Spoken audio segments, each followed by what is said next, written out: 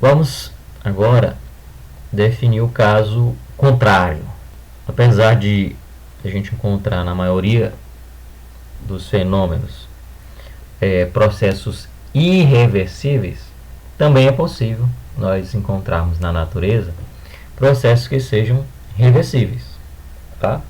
Na maioria das vezes, né, na maioria dos casos, a gente sempre observa processos irreversíveis. Mas também nós podemos ver, né, observar algumas situações em que nós podemos reverter, né, que existe uma volta, né, o processo pode voltar para um estado anterior, ok? E na termodinâmica podemos ter processos reversíveis quando eles são quase estáticos, ok? O que quer dizer isso? Nós podemos ter um processo termodinâmico reversível quando ele acontece de maneira quase estática, em que você pode caracterizar exatamente uma sequência das quantidades: pressão, volume e temperatura, tá bom? É como se a todo momento, a cada instante, né, num processo quase estático, você teria controle sobre essas três essas três grandezas, essas três quantidades. Você saberia então a sequência exata de valores da pressão, do volume e da temperatura. Nesse caso, né, nós teríamos um processo termodinâmico quase estático. E o nome está dizendo aqui exatamente o que significa. Seriam processos lentos, suficientemente lentos, de maneira que você poderia controlar passo a passo pressão, volume e temperatura. Você sabe exatamente a sequência dessas três quantidades, ok? Muito bem. Vamos dar um exemplo aqui de processo para nós calcularmos a entropia e para nós verificarmos também essa questão de nós termos um processo reversível, tá bom? Então podemos olhar para a liquefação de 1 kg de gelo, né? Um processo de transformação de estado que nós sabemos ser reversível, né? Dá para a gente reverter. Se você tem o gelo, você pode colocar ele no freezer, quer dizer, você pode tirar ele do freezer e observar a liquefação, né? Ou pode colocar ele numa fonte de calor e observar o gelo se liquefazendo. Por outro lado, você poderia pegar esse gelo e colocar junto a uma fonte que retira o calor. Você teria então, por exemplo, no freezer, você teria a água se condensando e o processo de fusão, né, de solidificação, você teria o gelo, ok? Então as transformações de estado a gente pode imaginar que são reversíveis, né? Ok? Vamos agora para um exemplo de um processo que pode ser revertido, tá bom? Você tem então o gelo. Você pode imaginar que o gelo, a partir do processo que nós chamamos de liquefação, muda o seu estado e nós temos então a mudança do sólido para o líquido, né? Mas inversamente, você poderia imaginar o outro processo, né, que é o solidificação, né?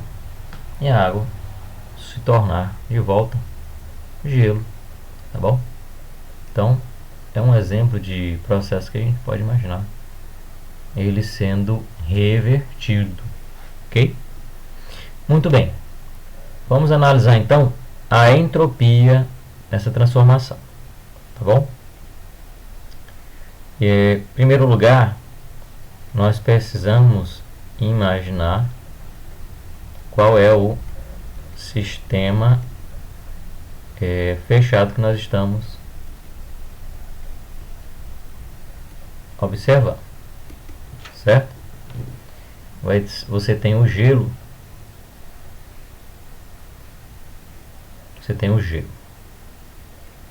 mas para esse gelo se liquefazer, você tem que colocar ele em contato com uma fonte,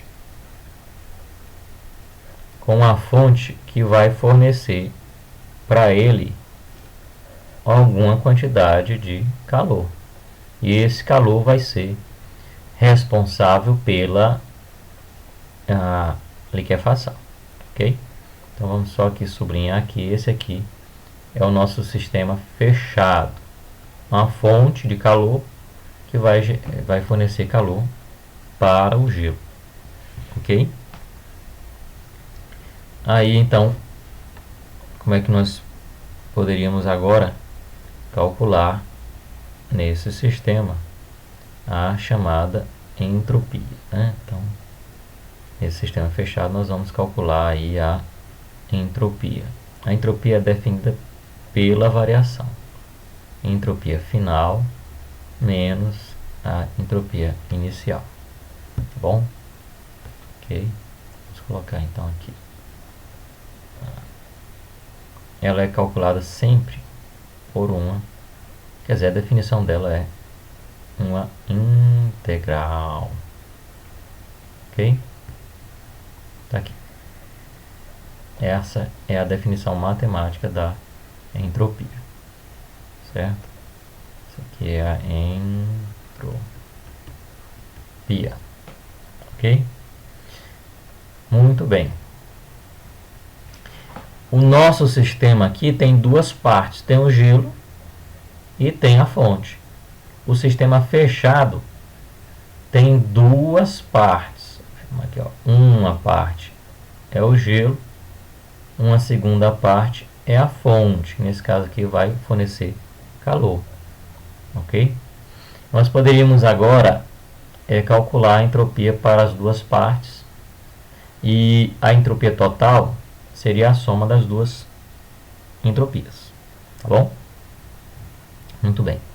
Mas antes disso, nós vamos fazer a observação que nesse exemplo em particular, a temperatura ela permanece constante, ok? A temperatura é constante. Todo o processo de mudança de fase, né, de transformação de fase, nós temos a temperatura constante, ok? Seria a temperatura da transformação.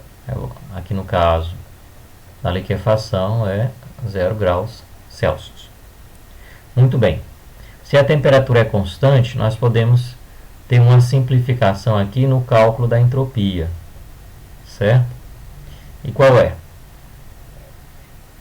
Nós sabemos do curso de cálculo que quando uma variável é constante, você pode retirar ela da integração, tá bom? Então, o que acontece? O t que está aparecendo ali na integral, você pode colocar ele em evidência, olha só.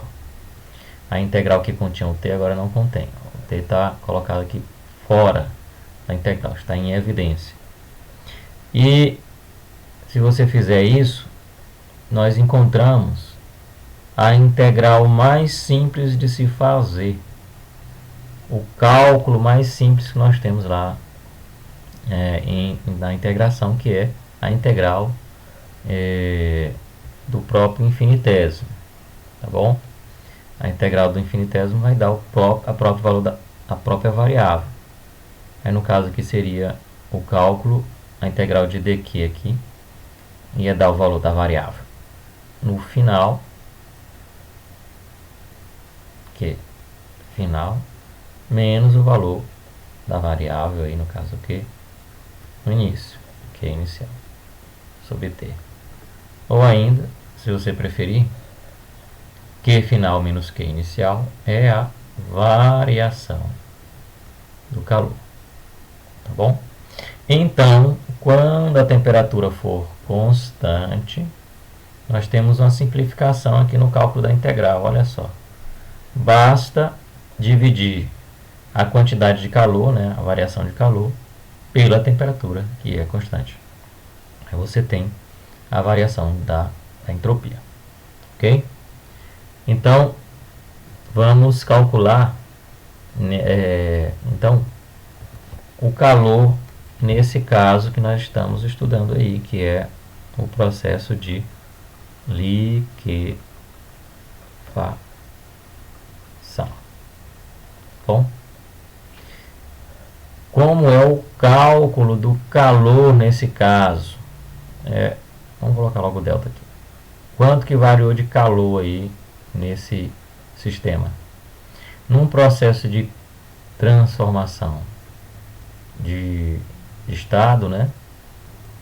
O calor, né, o chamado calor latente, é multiplicado pelo, quer dizer, é calculado pelo produto entre a massa e uma constante L, que é o chamado calor de transformação ou calor latente.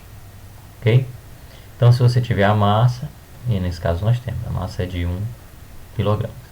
Se você tiver o L nós temos também, né? Tá lá, 3,34 vezes 10 a 5. Então,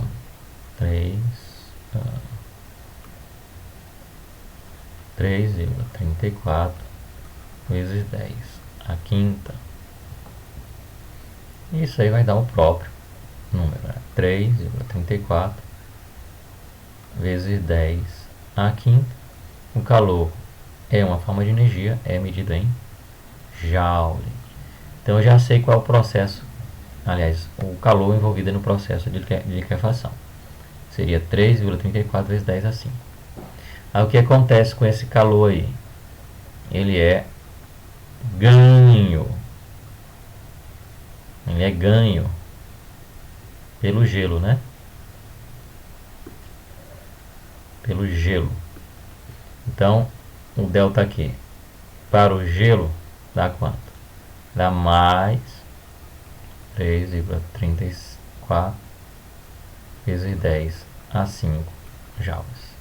Por outro lado, essa mesma quantidade de calor aí foi perdida, né? Foi ganho, o calor foi ganho, foi perdido pela fonte, né? Ok? Então, para o gelo foi uma variação de calor positiva, ele ganhou calor. Já para a fonte, não, né? A fonte perdeu esse calor que foi para o gelo. Tá bom?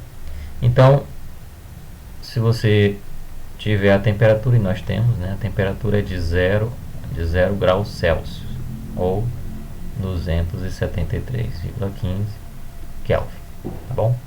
Nós podemos calcular a entropia para o gelo, certo? Nós podemos calcular a entropia, né? A variação de entropia para o gelo. Então vou colocar aqui, ó, delta S para o gelo.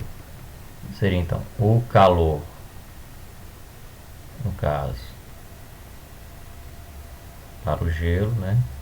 Dividido pela temperatura. Ok? Lembra lá, essa aqui é uma expressão simplificada para o cálculo da entropia quando a temperatura é constante. Mas nesse caso você tem aí o calor para o gelo que foi positivo, 3,34 vezes 10 a 5, dividido pela temperatura que é de 273,15. Ok? Resolvendo essa conta, você encontra 1,22 e com 2 avarizos vezes 10 a terceira. Isso aqui a entropia vai ser medida em Joule por Kelvin. É só dividir Joule do calor por Kelvin da temperatura. Você pode calcular o mesmo para a fonte. Variação de calor para a fonte dividido pela temperatura. E aí você teria o calor, o mesmo valor de calor, só que negativo, né? Ele perdeu aquela quantidade de calor. E divide pela temperatura que é a mesma, você vai ter o mesmo resultado, só que aqui é positivo e aqui é negativo.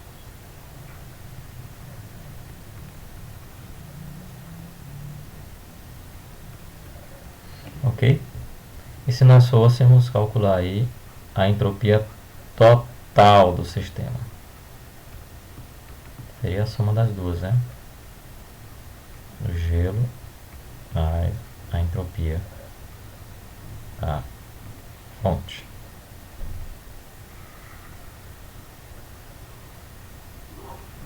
Quanto é que dá, somando esses dois?